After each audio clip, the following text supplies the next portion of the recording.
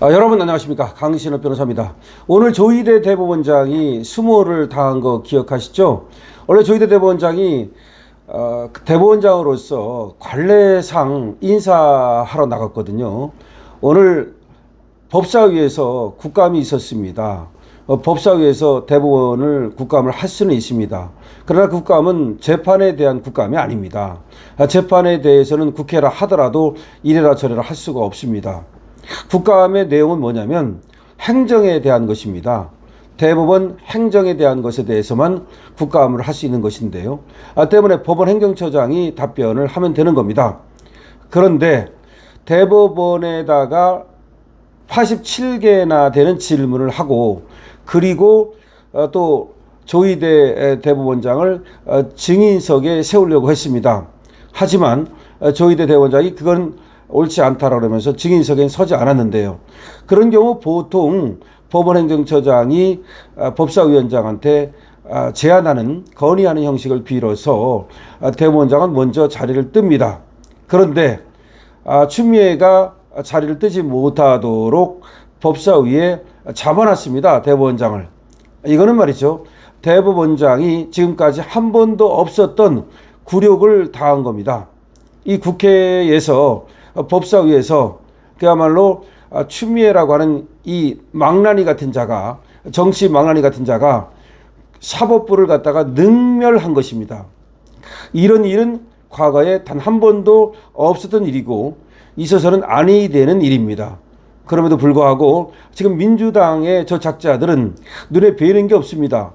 사법부의 독립도 그리고 권력 분립도 모두 무시해버리고 자기들이 힘이 있다고 그야말로 힘을 마치 망나니처럼 쓰고 있습니다. 마치 건달들처럼, 깡패처럼.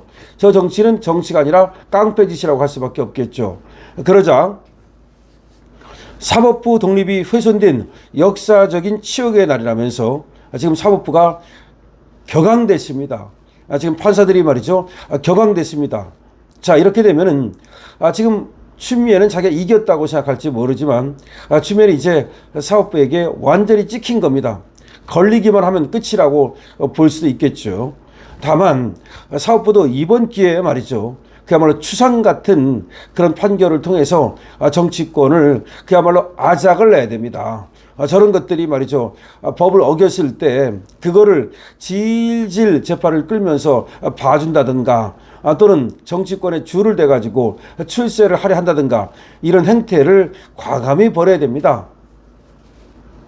그렇지 않으면 앞으로 말이죠, 사법부의 또 독립이니 이런 거는, 정치적 중립이니 이런 거는 앞으로 역사책에서나 찾아볼 수 있을 뿐일 것입니다. 박물관으로 들어가고 말 것입니다.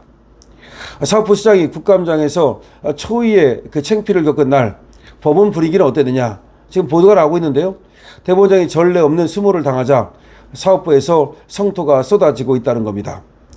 조희대 대법원장이 국감장에서 집중 포화를 맞자 법원 내에서는 격앙된 반응이 나왔다라고 지금 보도가 나옵니다. 대법원이 대선 한복판에 뛰어들었다는 여당 의원의 발언에 대해서 한 부장판사는 결론이 명백한 사건이라면 왜 1심과 2심이 결론이 정반대로 나왔겠느냐라고 되물었습니다. 1심과 2심이 정반대로 결론이 난 사건에 대해서 대법원은 빠르게 조속하게 그야말로 판결을 내릴 필요가 있었고, 당시의 대법관들의 그야말로 일치된 의견으로 그렇게 사건을 빠르게 처리하게 됐다는 겁니다. 따라서 대법원이 대선 한복판에 뛰어들었다는 여당 의원의 발언은 말도 안 되는 소리다 이겁니다. 그 다음에 또 선출 권력이 되면 뭐든지 다 할 수 있다는 위험한 발상이다. 지들이 뽑혔기 때문에, 국회의원이기 때문에, 선출 권력이기 때문에 뭐든지 다 할 수 있다는 것은 위험한 발상이라는 거죠. 만약에 선출 권력이 뭐든지 다 할 수 있다면, 그렇다면 윤석열 대통령은 선출 권력인데 윤석열 대통령이 한 계엄이 왜 내란이 되겠습니까? 말도 안 되는 거죠. 그렇기 때문에 윤석열 대통령은 선출 권력이기 때문에 저들 식으로 한다면 계엄을 하는 것도 가능한 것이고, 따라서 그것은 내란이 될 수가 없는 것이고 파면의 어떤 이유가 될 수도 없는 것이죠. 그럼에도 불구하고 국힘놈들이, 한동훈 같은 놈들이 윤석열 대통령이 선출 권력이라는 거, 그리고 대통령의 권력에 계엄권이 있다는 거, 이걸 깡그리 무시하고 그야말로 윤석열 대통령이 탄핵에 앞장섰다는 것은 통탄할 일이 될 수밖에 없는 겁니다. 저놈들은 선출 권력이라고 하면서 마치 이 임명 권력을 자기들 마음대로 할 수 있다고 하는데 윤석열 대통령이야말로 선출 권력이었는데 왜 그러면 계엄도 못합니까?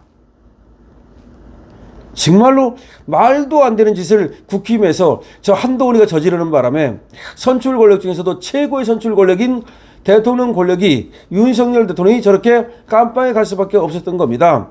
이거야말로 통탄할 일이 아니겠습니까? 어쨌든 간에 선출 권력이라고 모든 걸 할 수 있는 건 아닌 거예요. 그 말은 맞아요. 그 사법부는 선출 권력이 아니라 하더라도 사법부의 독립은 그리고 정치적 중립은 보장되어야 하는 것이다 이 말이죠. 그런데 민주당 저것들이 마치 지들이 선출 권력이기 때문에 국회의원이기 때문에 사법부 위에 있는 것처럼 그렇게 군림하는 것은 맞지 않다 이 말입니다. 또 다른 부장판사도 민주당이 아예 작정을 하고 나왔다는 생각이 들었다. 사상 초유의 사태다.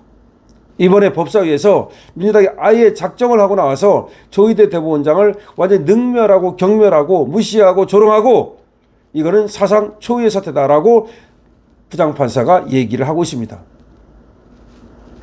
그러면서 이 부장판사는 대통령도 끌어내렸는데 대법원장이 별거냐 식의 태도는 이해하기 어렵다. 사법부 독립을 훼손한 역사적인 날로 기억될 것이다. 사법부 독립을 훼손한 역사적인 날로 기억될 것이다 라고 얘기하고 있고요. 또 다른 현직 부장판사는 재판 결과가 마음에 안 든다는 이유로 심판하려고 하면 과연 누가 나라를 위해 정상적인 결정을 하겠느냐.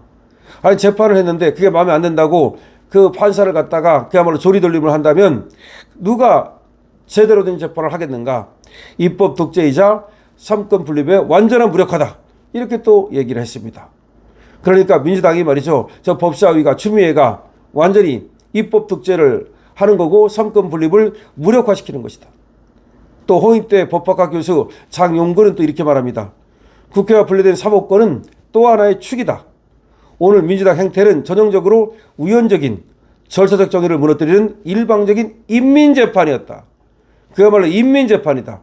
국회에서 벌어진 인민재판이다. 입법부가 사법부를 아래로 내려다보는 모습이 생중계되면서 법원의 분위기가 지금 들끓고 있습니다. 입법부가 사법부를 아래로 내려다보는 모습이 생중계되면서 법원 분위기가 그야말로 들끓고 있습니다. 그러나 한편에서는 조희대가 이거를 초래한 거다. 그야말로 방망이를 들고 있을 때 그때 파기자판을 해가지고 이재명을 그야말로 골로 보냈더라면 끝났을 것인데 그걸 못하고 무슨 파기환송을 해가지고서 말이죠.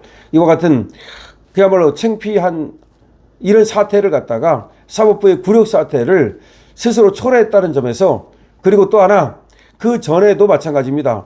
2년 2개월씩이나 공직선거법 가지고 그렇게 재판을 할 때 그거를 단도리 못하고 말이죠. 그렇게 재판을 질질 끌다가 도대체가 이재명 재판 공직선거법을 3년이 넘게 질질 끄니까 그러니까 이재명도 이거 살아날 구멍이 있겠는데 라고 생각하지 않았겠습니까? 만약에 663을 그대로 지켰더라면 그럼 이런 일이 벌어졌겠습니까? 이런 일이 벌어지지 않았겠죠. 633이죠. 633을 그대로 지켰더라면 633, 1심 6개월, 2심 3개월, 3심 3개월 633을 그대로 지켰더라면 이런 굴욕을 당했겠습니까? 그야말로 법원이 오히려 제대로 법을 지키지 않다가 이런 굴욕을 당했다. 법원도 정신 차려야 된다. 라는 말도 나오고 있는 겁니다. 법원이 자기의 어떤 권력을 스스로 지키고 권위를 스스로 지키고 633 원칙을 스스로 지켰더라면 이재명이 1년이면 다 끝난 건데 그걸 갖다가 말이야 1심에서 2년 2개월을 끌고 2심에서 1년을 끌고 그러니까 이재명에게 자기가 살아날 구멍을 본 거죠. 그러니까 이재명을 벌써 날렸더라면 끝난 거 아닙니까? 도대체가 그러니까 이 사법부가 자초지종 처음부터 끝까지 어떻게 보면 사법부의 책임이다.